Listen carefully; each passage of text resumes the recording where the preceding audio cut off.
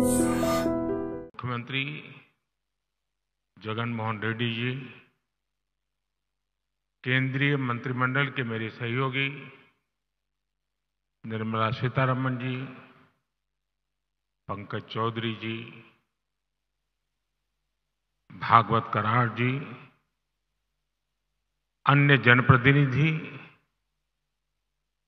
देवी और सज्जनों, आप सभी को national academy of customs, indirect taxes and narcotics के इस शानदार कैंपस की बहुत बहुत बधाई।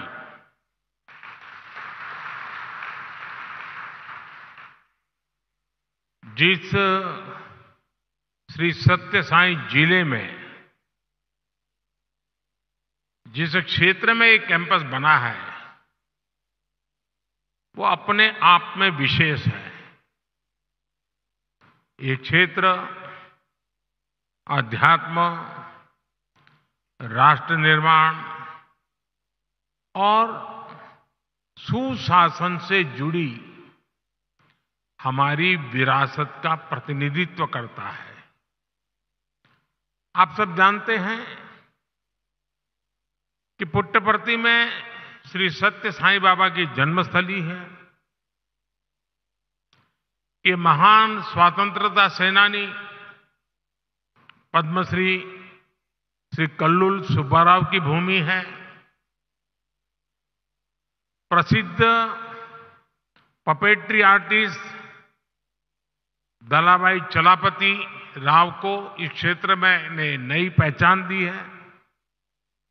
इस धरती से विजयनगर के गौरवशाली राजवंश के सुशासन की प्रेरणा मिलती है।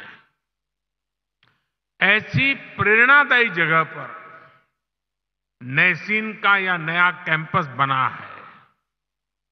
मुझे विश्वास है ये कैंपस गुड गवर्नेंस के नए आयाम गढ़ेगा, देश में ट्रेड और इंडस्ट्री को नई गति देगा। साथियों, आज तिरुवल्लुवर दिवस भी है।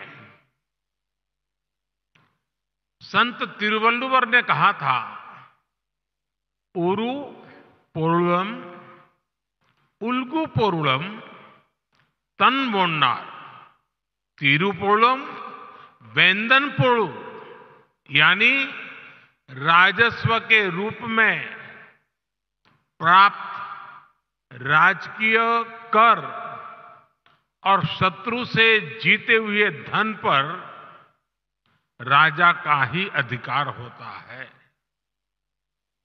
अब लोकतंत्र में राजा तो होते नहीं, राजा तो प्रजा होती है और सरकार प्रजा की सेवा का काम करती है। इसलिए सरकार को पर्याप्त राजस्व मिलता रहे, उसमें आपकी बहुत बड़ी भूमिका है।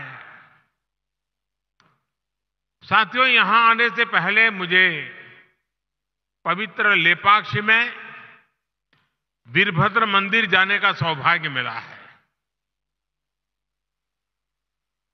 मंदिर में मुझे रंगनाथा रामायण सुनने का अवसर मिला। मैंने वहां भक्तों के साथ भजन कीर्तन में भी हिस्सा लिया। मान्यता का है कि यहीं पास में भगवान श्री राम का जटायु से संवाद हुआ था। आप जानते हैं कि अयोध्या में श्री राम के भव्य मंदिर में प्राण प्रतिष्ठा से पूर्व मेरा 11 दिन का व्रत अनुष्ठान चल रहा है। ऐसी पुण्य अवधि में यहां ईश्वर से साक्षात आशीर्वाद पाकर मैं धन्य हो गया। आजकल तो पूरा देश राममय है, राम जी की भक्ति में सराबोर है। लेकिन साथियों, प्रभु श्री राम का जीवन विस्तार, उनकी प्रेरणा, आस्था भक्ति के दायरे से कहीं ज्यादा है। प्रभु राम गवर्नेंस के, समाज जीवन में सुशासन के ऐसे प्रतीक हैं जो आपके संस्थान के लिए भी बहुत बड़ी प्रेरणा बन सकते हैं। साथियों, महात्मा गांधी कहते थे कि राम राज्य का विचार ही सच्चे लोकतंत्र का विचार है। गांधी जी ने ऐसा कहने के पीछे वर्षों का उनका अध्ययन था, उनका दर्शन था।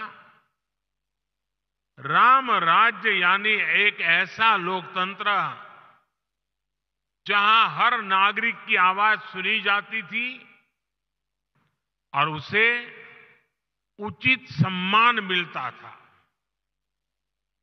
राम राज्य वासियों से कहा गया है, जो राम राज्य के निवासी थे, वहां के नागरिक थे, उनके लिए कहा गया है, राम राज्य वासित्वम प्रोच्छस्वते शिरम न्यायार्थम युद्धस्व सर्वेषु समम चर परिपालय दुर्बलम विद्धि धर्मवरम प्रोच्चयस्वते शिरम राम राज्यवासीत्वम। अर्थात राम राज्यवासियों, अपना मस्तक ऊंचा रखो, न्याय के लिए लड़ो, सबको समान मानो, कमजोर की रक्षा करो, धर्म को सबसे ऊंचा जानो, अपना मस्तक ऊंचा रखो, तुम राम राज्य के वासी हो। राम राज्य सुशासन के इन्हीं 4 स्तंभों पर खड़ा था, जहां सम्मान से, बिना भय के हर कोई सिर ऊंचा करके चल सके, जहां हर नागरिक के साथ समान व्यवहार हो, जहां कमजोर की सुरक्षा हो और जहां धर्म यानी कर्तव्य सर्वोपरि हो। आज 21वीं सदी के आपके आधुनिक संस्थान के 4 सबसे बड़े ध्येय यही तो है। एक, एडमिनिस्ट्रेटर के रूप में रूल्स और रेगुलेशंस को लागू करने वाली इकाई के रूप में आपको इस बात को हमेशा याद रखना है। साथियों, नैसिन का रोल देश को एक आधुनिक इकोसिस्टम देने का है। एक ऐसा इकोसिस्टम जो देश में व्यापार कारोबार को आसान बना सके, जो भारत को ग्लोबल ट्रेड का अहम पार्टनर बनाने के लिए और फ्रेंडली माहौल बना सके, जो टैक्स, कस्टम्स, नारकोटिक्स जैसे विषयों के माध्यम से देश में ईज ऑफ डूइंग बिजनेस को प्रमोट करे और जो गलत प्रैक्टिसेस से सख्ती से निपटे। थोड़ी देर पहले मैं कुछ नौजवान युवा ट्रेनी अफसरों से भी मिला हूं। ये अमृत काल को नेतृत्व देने वाली कर्म योगियों की अमृत पीढ़ी है। आप सभी को सरकार ने अनेक शक्तियां भी दी है।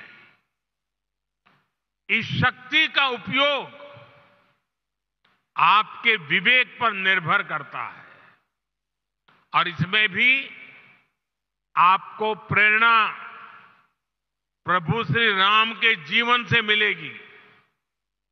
एक प्रसंग में भगवान राम लक्ष्मण से कहते हैं, नेयम मम मही सौम्य दुर्लभा सागरांबरा नहि क्षयेयम धर्मेण शक्रत्वमपि लक्ष्मण। यानी मैं चाहूं तो सागर से घिरी ये धरती भी मेरे लिए दुर्लभ नहीं है, लेकिन अधर्म के रास्ते पर चलते हुए अगर मुझे इंद्रप्रस्थ भी मिले तो मैं स्वीकार नहीं करूंगा। हम तो अक्सर देखते हैं कि छोटे छोटे लालच में ही कई बार लोग अपने कर्तव्य, अपनी शपथ को भूल जाते हैं। इसलिए आप सभी अपने कार्यकाल में प्रभु राम की कही ये बात अवश्य याद रखिए। साथियों, आपका सीधा सरोकार टैक्स व्यवस्था से है। राम राज्य में टैक्स कैसे लिया जाता था, इस पर गोस्वामी तुलसीदास जी ने जो कहा है वो बहुत प्रासंगिक है। गोस्वामी जी तुलसीदास जी कह रहे हैं, बरसत हर्षत लोग सब करसत लखै न कोई, तुलसी प्रजा सुभागते भूप भानु सो होई। अर्थात सूर्य पृथ्वी से जल खींचता है और फिर वही जल बादल बनकर वर्षा के रूप में वापस धरती पर आता है, समृद्धि बढ़ाता है। हमारी टैक्स व्यवस्था भी वैसी ही होनी चाहिए। हमारा प्रयास होना चाहिए कि जनता से लिए टैक्स की पाई पाई जन कल्याण में लगे और वो समृद्धि को प्रोत्साहित करे। आप अध्ययन करेंगे तो इसी प्रेरणा से हमने बीते 10 वर्षों में टैक्स सिस्टम में बहुत बड़े रिफॉर्म किए। पहले देश में भांति भांति की टैक्स व्यवस्थाएं थी जो सामान्य नागरिक को जल्दी समझ में नहीं आती थी। पारदर्शिता के अभाव में ईमानदार टैक्स पेयर को, बिजनेस से जुड़े लोगों को परेशान किया जाता था। हमने जीएसटी के रूप में देश को एक आधुनिक व्यवस्था दी। सरकार ने इनकम टैक्स सिस्टम को भी आसान बनाया। हमने देश में फेसलेस टैक्स असेसमेंट सिस्टम शुरू किया। इन सारे रिफॉर्म्स के कारण आज देश में रिकॉर्ड टैक्स कलेक्शन हो रहा है और जब सरकार का टैक्स कलेक्शन बढ़ा है तो सरकार जनता का पैसा विभिन्न योजनाओं के जरिए जनता को लौटा भी रहा है। 2014 में सिर्फ 2 लाख रुपए तक ही 2 लाख तक की इनकम पर ही टैक्स छूट थी। हमने 2 लाख से बढ़कर के सीमा 7 लाख रुपए तक पहुंचा दी।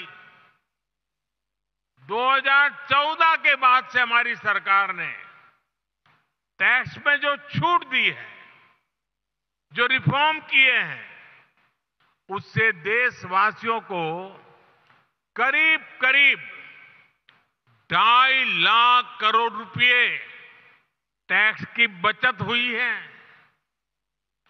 सरकार ने नागरिक कल्याण की बड़ी योजनाएं बनाई हैं, आधुनिक इंफ्रास्ट्रक्चर पर रिकॉर्ड निवेश कर रही है। और आप देखिए, आज जब देश का टैक्स पेयर ये देख रहा है कि उसके पैसे का सही इस्तेमाल हो रहा है, वो भी आगे बढ़कर टैक्स देने को तैयार हुआ है। इसलिए बीते वर्षों में टैक्स देने वालों की संख्या लगातार बढ़ रही है। यानी हमने जो कुछ जनता से लिया, वो जनता के चरणों में ही समर्पित कर दिया। यही तो सुशासन है, यही तो राम राज्य का संदेश है। साथियों, कि संसाधनों का ऑप्टिमम यूटिलाइजेशन कैसे हो। अतीत में हमारे यहां प्रोजेक्ट्स को अटकाने, लटकाने और भटकाने की एक प्रवृत्ति रही है। इसके कारण देश का बहुत बड़ा नुकसान होता है। ऐसी प्रवृत्ति के प्रति सावधान करते हुए भगवान राम भरत से कहते हैं, और वो बड़ा इंटरेस्टिंग बातचीत है भरत और राम के बीच की।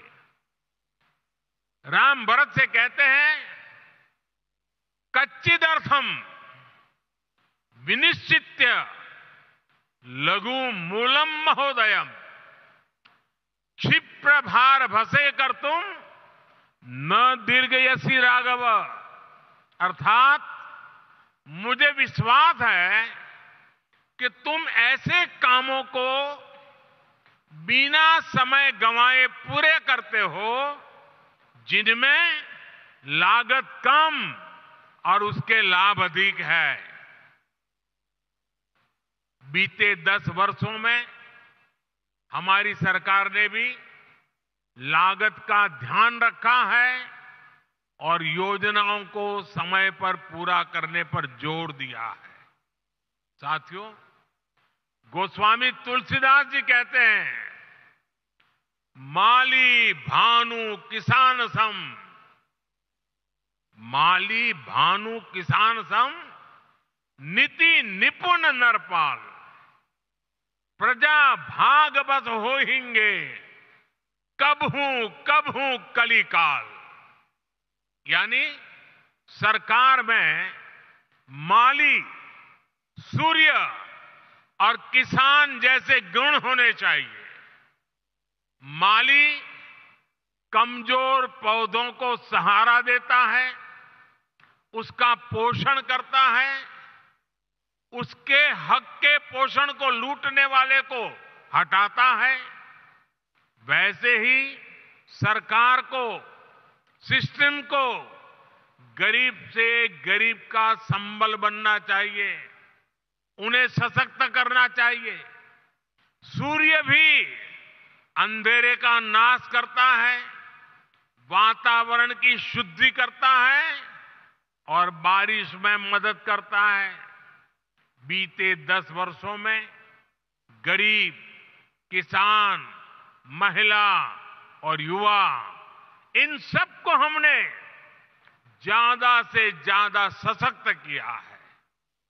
हमारी योजनाओं के केंद्र में वही लोग सर्वोपरि रहे हैं जो वंचित थे, शोषित थे, समाज के अंतिम पायदान पर खड़े थे। बीते 10 वर्षों में लगभग 10 करोड़ फर्जी नामों को हमने कागजों से बाहर किया है। आज दिल्ली से निकला एक एक पैसा उस लाभार्थी के बैंक अकाउंट में पहुंचता है जो इसका हकदार है। भ्रष्टाचार के विरुद्ध लड़ाई, भ्रष्टाचारियों पर एक्शन सरकार की प्राथमिकता रही है। आप सभी को इन्हीं प्राथमिकताओं को ध्यान में रखकर अपना कार्य करना ही चाहिए। साथियों, राष्ट्र के विकास के लिए राज्य का विकास, इस भावना के साथ जो काम हुआ है, इसके सुखद परिणाम आज हमें मिल रहे हैं। आपको कल रिलीज हुई नीति आयोग की ताजा रिपोर्ट की जानकारी अवश्य हुई होगी। जब कोई सरकार गरीबों के प्रति संवेदनशील होती है, जब कोई सरकार साफ नियत से गरीबों की परेशानी दूर करने के लिए काम करती है, तो उसके परिणाम भी निकलते हैं। नीति आयोग ने कहा है कि हमारी सरकार के 9 साल में देश में करीब करीब 25 करोड़ लोग गरीबी से बाहर निकले हैं। जिस देश में दशकों तक गरीबी हटाओ के नारे दिए जाते रहे, उस देश में सिर्फ 9 साल में करीब 25 करोड़ लोगों का गरीबी से बाहर निकलना ऐतिहासिक है, अभूतपूर्व है।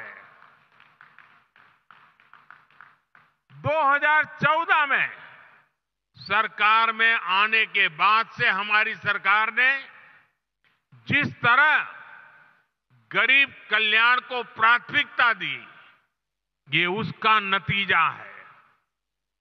मेरा हमेशा से ये मानना है कि देश के गरीब में वो सामर्थ्य है कि अगर उसे साधन दिए जाएं, संसाधन दिए जाएं, तो वो गरीबी को खुद परास्त कर देगा।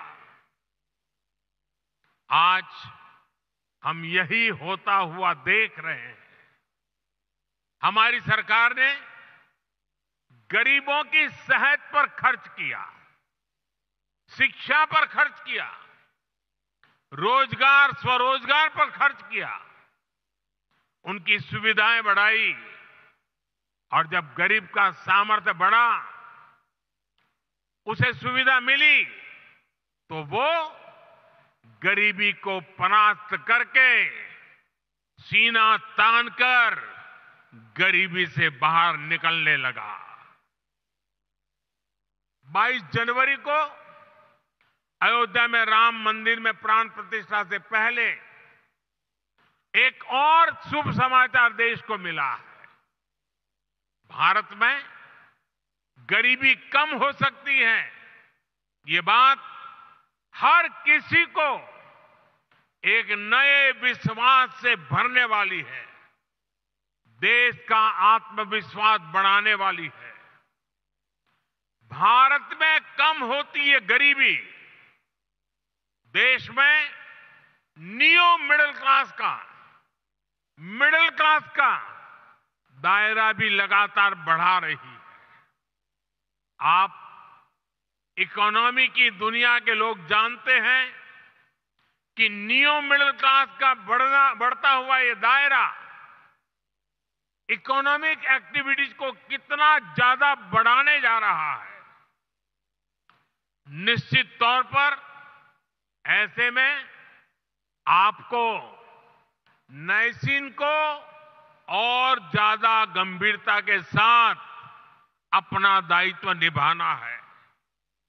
साथियों, आपको याद होगा, लाल किले से मैंने सबका प्रयास की बात कही थी। सबका प्रयास का महत्व क्या होता है, इसका उत्तर भी हमें प्रभु श्री राम के जीवन से ही मिलता है। श्री राम के सामने विद्वान, बलशाली और संपन्न लंकाधिपति रावण की विराट चुनौती थी। इसके लिए उन्होंने छोटे छोटे संसाधनों, हर प्रकार के जीवों को इकट्ठा किया, उनके साझे प्रयासों को एक विराट शक्ति में बदला और अंत में सफलता राम जी को ही मिली। ऐसे ही विकसित भारत के निर्माण में भी हर अधिकारी, हर कर्मचारी, हर नागरिक की अहम भूमिका है। देश में आय के साधन बढ़े, देश में निवेश बढ़े, देश में व्यापार कारोबार करना आसान हो, इसके लिए हम सभी को मिलकर काम करना है। सबका प्रयास, इस मंत्र को लेकर के चलना है। नैसीन का यह नया कैंपस अमृत काल में सुशासन की प्रेरणा स्थली बने, इसी कामना के साथ आप सभी को फिर से बहुत बहुत बधाई, धन्यवाद।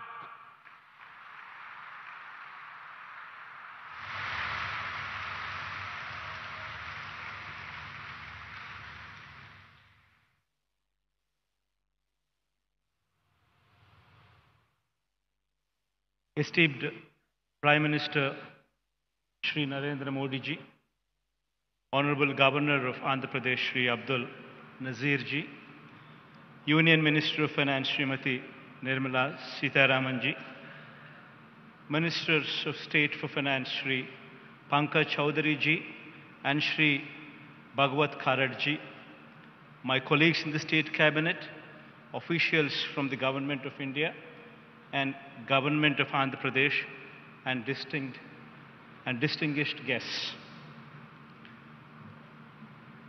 It is indeed a privilege to participate in the inaugural event of the second campus of the National Academy of Customs, Indirect Taxes and Narcotics, NACIN, a preeminent institution that enables comprehensive training and capacity building in the fields of customs, indirect taxes, and narcotics control. For officers representing various entities such as CBIC, Narcotics Control Bureau, and so forth. And a few words in Telugu so that the audience could better understand how good an institute this is. My profound thanks ఈ సందర్భంగా శ్రీ నరేంద్ర మోడీ గారికి. ఎందుకనంటే అత్యంత వెనుకబడిన జిల్లాలలో ఒక జిల్లా అయిన ఈ అనంతపురం జిల్లాలో ఒక వరల్డ్ క్లాస్ ఇన్స్టిట్యూటు, ఒక వరల్డ్ క్లాస్ అకాడమీ ఇక్కడికి తీసుకొచ్చే ఒక గొప్ప ప్రయత్నము, అడుగులు పడడమే కాకుండా ఇది సాధించేందుకు శ్రీమతి నిర్మలా సీతారామన్ గారు అనేక సందర్భాలలో ఇక్కడికి రావడం, అనేక సందర్భాలలో ఎఫర్ట్స్ పెట్టడం కూడా మన కళ్ళ ఎదుటే కనిపించిన వాస్తవం. ఇక్కడ నిజంగా వస్తూ ఉన్న ఈ మంచి ఇన్స్టిట్యూటు మన రాష్ట్ర పేరును, ప్రతిష్టను మన దేశంలోనే కాదు అంతర్జాతీయ స్థాయిలో కూడా ఇంత world class, state of the art, latest టెక్నాలజీస్తో అన్నిట్లోనూ కూడా అనుసంధించి ఒక గొప్ప ఇన్స్టిట్యూట్ ఇక్కడ వస్తూ ఉంది.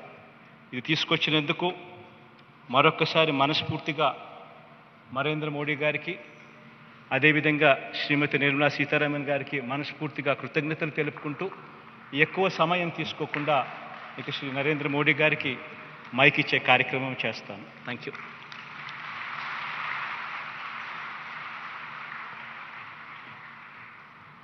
Thank you, Honorable Chief Minister. Moving ahead with the program, we would like to tell you that Nasin has been given the Utkrisht rating by the Capacity Building Commission under Mission Karmyogi. This accreditation reflects the resolve of this academy to work towards achieving excellence. I now request the Honorable Prime Minister to hand over the accreditation certificate to Director General Nasin, Dr. K.N. Raghavan.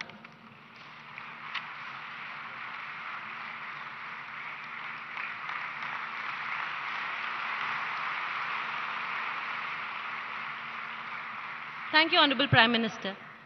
I now request the Honorable Prime Minister to formally inaugurate the Palasamudram campus of the National Academy of Customs, Indirect Taxes and Narcotics by unveiling the plaque.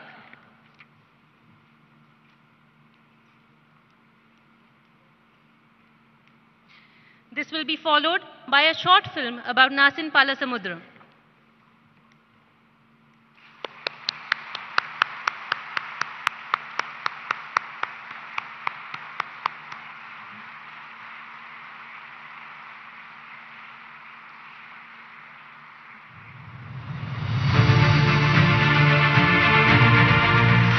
अमृत काल में विकसित राष्ट्र के निर्माण की ओर अग्रसर भारत तेजी से आधुनिक और सशक्त हो रहा है।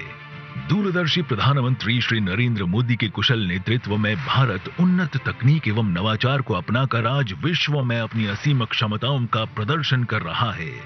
माननीय प्रधानमंत्री द्वारा परिकल्पित मिशन कर्मयोगी इस दिशा में एक महत्वपूर्ण कदम है। आप जानते हैं कि मैंने हमेशा कैपेसिटी बिल्डिंग पर कितना जोर दिया है।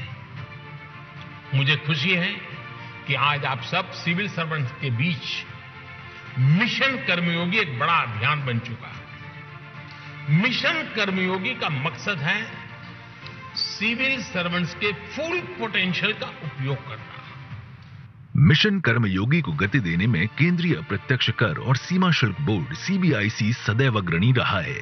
सीबीआईसी अप्रत्यक्ष करों का संग्रहण एवं संबंधित नीतियां बनाकर देश की आर्थिक प्रगति में महत्वपूर्ण योगदान देता है। राष्ट्रीय सीमा शुल्क, अप्रत्यक्ष कर एवं नारकोटिक्स अकादमी नासिन सीमा शुल्क, अप्रत्यक्ष कर और नारकोटिक्स के क्षेत्र में विभागीय अधिकारियों के प्रशिक्षण हेतु सीबीआईसी का शीर्ष प्रशिक्षण संस्थान है तथा राष्ट्रीय और अंतर्राष्ट्रीय स्तर पर क्षमता निर्माण का मुख्य केंद्र है। नासिन ने कोऑपरेटिव फेडरलिज्म को सार्थक करते हुए केंद्रीय अधिकारियों ही नहीं अपितु राज्यों के हजारों अधिकारियों, व्यापार संस्थाओं, भागीदार एजेंसियों और अन्य विदेशी अधिकारियों को भी प्रशिक्षित किया है। अकादमी WCO, ब्रिक्स आदि वैश्विक निकायों और मित्र देशों के साथ अपेक्षित प्रशिक्षण और सहयोग भी करती है। ये WCO, UNEP, UNODC एवं SASEC के लिए अंतर्राष्ट्रीय स्तर पर मान्यता प्राप्त प्रशिक्षण अकादमी है। नए भविष्य के सशक्त आधार हेतु यह संस्थान आर्टिफिशियल इंटेलिजेंस के कई प्रशिक्षणों का आयोजन भी करती है। नासिन की भूमिका और जिम्मेदारियों के विस्तार के साथ वृहद क्षेत्र में एक नए एवं आधुनिक अकादमी की आवश्यकता को महसूस किया गया। ये तलाश समाप्त हुई पालसमुद्रम में। एक मनोरम गांव और पालसमुद्रम नाम के ही तालाब से लगा 500 एकड़ का यह व्यापक क्षेत्र बेंगलुरु एयरपोर्ट से 90 मिनट की दूरी पर है। पूर्ण तत्परता के साथ जून 2022 में इसका निर्माण शुरू हुआ और मात्र 17 महीनों के भीतर ये नया परिसर आज माननीय प्रधानमंत्री श्री नरेंद्र मोदी द्वारा देश को समर्पित किया जा रहा है। परिसर में अत्याधुनिक सुविधाएं हैं जिनमें smart classroom, state of the art sports facilities और इमर्सिव लर्निंग सेंटर शामिल है। GRIHA 5 स्टार रेटिंग मानदंडों के अनुरूप निर्मित यह परिसर एक सेल्फ सस्टेनेबल और इको फ्रेंडली केंद्र है। इलेक्ट्रिक वाहनों की परिचालन सुविधा, सौर ऊर्जा से संचालित ऊर्जा उत्पादन और जल संरक्षण प्रणालियों जैसी विशेषताओं से लैस ये परिसर शुद्ध शून्य ऊर्जा खपत नेट जीरो एनर्जी कंजम्पशन के लिए प्रतिबद्ध है। परिसर का निर्माण सामाजिक दायित्व को प्राथमिकता देता है जो माननीय प्रधानमंत्री की जन भागीदारी की भावना का प्रतीक है। अंत्योदय दर्शन के अनुरूप जनमानस के लिए परिसर में डाकघर, बैंक शाखा, सुपरमार्केट, विद्यालय, अस्पताल आदि आवश्यक सुविधाएं स्थापित की जा रही हैं। मार्च 2022 में आधारशिला रखे जाने के बाद क्षेत्र के विकास के लिए कई सकारात्मक पहल हुई हैं।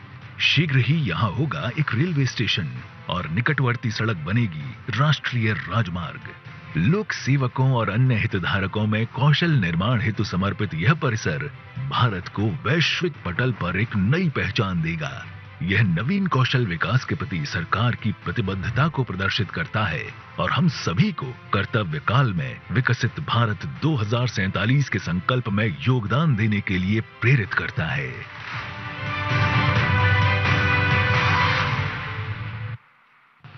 माननीय गवर्नर साहब, ऑनरेबल चीफ मिनिस्टर, मेरे साथी मंत्रीगण और इस क्षेत्र का एमपी रिप्रेजेंटेटिव जो हमारे डायस में है, और पूरे अधिकारीगण और लोग जो आए हैं, आप सबको मेरा विनम्र नमस्कार।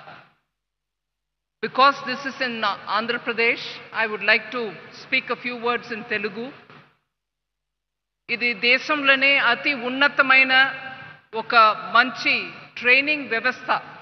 భారతదేశంలో రెవెన్యూ సర్వీస్లో వచ్చే అధికారిகள் అందరికీ ఇక్కడ మంచి సదుపాయాలతోటి వాళ్ళకు ట్రైనింగ్ ఇవ్వడానికి ఎలాగా ఐఏఎస్ అధికారి లబాస్నా అంటారు, మసూరీలో వెళ్ళి ట్రైనింగ్ తీసుకుంటారు, ఎలాగా ఐపీఎస్ అధికారి హైదరాబాద్లో ఉన్నటువంటి సర్దార్ పటేల్ ఇన్స్టిట్యూట్లో వెళ్ళి ట్రైనింగ్ చేసుకుంటారో అట్లాగా ఐఆర్ఎస్, అది కూడా కస్టమ్స్, ఇండైరెక్ట్ ట్యాక్సెస్, జిఎస్టీ లాంటి ఆర్ ఎక్సైజ్ డ్యూటీ ఇట్లాంటి క్షేత్రంలో పనిచేసే రెవెన్యూ సర్వీస్ అధికారి అందరికీ ఇక్కడ ట్రైనింగ్ ఇవ్వడానికి ఒక మంచి వ్యవస్థ. ఇది మోడర్న్ వ్యవస్థ. అందువల్ల వరల్డ్ కస్టమ్స్ ఆర్గనైజేషన్ కూడా దీనికి మంచి గుర్తింపు ఇచ్చి ఇక్కడ south east Asian countries and మనం చెప్పే సింగపూర్, థాయిలాండ్, కంబోడియా లాంటి ప్రదేశం నుంచి స్టేట్స్ నుంచి కూడా ఇక్కడ తీసుకొచ్చి వాళ్ళ ఆఫీసర్స్కి ట్రైనింగ్ ఇవ్వగలిగే ఆ స్థాయిలో ఉంది అని గుర్తింపు ఇచ్చారు మన ఈ పాలసముద్రం కేంద్రానికి. ఇది ఇవాళ మన పెద్ద సౌభాగ్యం అని నేను అనుకుంటాను. మాన్య ప్రధానమంత్రి గారు ఇవాళ ఇక్కడ వచ్చి మనకి ఈ ఇన్స్టిట్యూట్ని దేశానికి అర్పణం చేయడానికి వచ్చారు. వారు బాగా వ్యస్తత బిజీగా ఉన్నటువంటి ఈ టైంలో మనకి టైం ఇచ్చారనే దానికి నేను ఫినాన్స్ మినిస్ట్రీ తరపు నుంచి వారికి నా కృతజ్ఞతలు చెప్పి నా మాటని ముగించేస్తాను. కానీ ఒక్క విషయం, ఆంధ్రప్రదేశ్లో ఉన్నటువంటి ఇక్కడ మనం నిలబడి మాట్లాడే ఆ సందర్భంలో 500 ఎకరం ఆంధ్రప్రదేశ్ గవర్నమెంట్ మనకి ఇవ్వడం, అది కాకుండా ఇంకా ఒక 10 ఏకర్ భూమి స్కూల్ కేంద్రీయ విద్యాలయ పెట్టడానికి పాలసముద్రంలో ఇవ్వడం, అది కాకుండా హంద్రీ నీవా నుంచి డైరెక్ట్గా ఒక నేషనల్ ఇన్స్టిట్యూట్ ఇక్కడ మనం పెడుతున్నాం అనే దానికోసం మంచినీళ్ళు సరఫరాకి కూడా వెంటనే స్టేట్ గవర్నమెంట్ స్పందించడం, 2014 నుంచి ఇవాళ వరకు అప్పుడు ఉన్నటువంటి గవర్నమెంట్ అయినా ఇప్పుడు ఉన్నటువంటి గవర్నమెంట్ అయినా మంచి సహకారం ఇవ్వడం వల్ల ఈ పెద్ద ఒక వ్యవస్థ ఇక్కడ మనం చేయగలిగాం. అందువల్ల ఆంధ్రప్రదేశ్ సర్కార్ 2014 నుంచి ఇవాళ వరకు ఉన్నటువంటి గవర్నమెంట్కి నేను నా కృతజ్ఞతను చెప్పించి నా మాటను ముగించేస్తాను. ధన్యవాదాలు.